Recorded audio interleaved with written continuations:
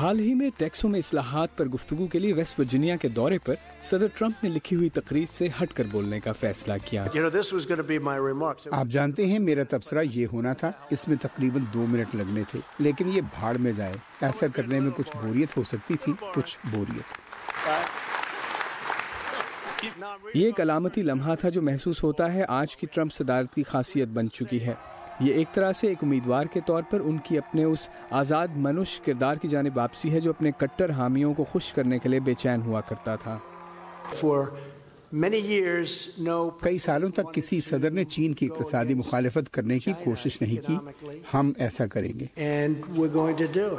صدر ٹرمپ نے پیر کو بھی ٹویٹر سے حملہ جاری رکھتے ہوئے چین سے تجارت کو بے وقوفانہ قرار دیا، لیکن کچھ وقتی خلش کے باوجود لگتا ہے مسٹر ٹرمپ اپنی سیاسی فطرت پر زیادہ انحصار کرتے ہیں۔ یہ کہنا ہے تجزیہ کار لیری ساباتو کا۔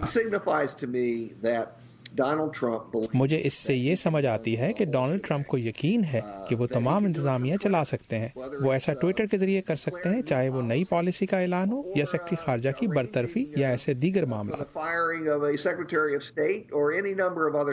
لیکن اسکرپٹ کے بغیر ٹرمپ بیانیے سے ان کے سیاسی مخالفین متحرک ہو رہے ہیں، اور ہو سکتا ہے اس کا خمیازہ انہیں اسی سال نومبر میں ہونے والے وسط مدتی انتخابات کی صورت میں چکانا پڑے۔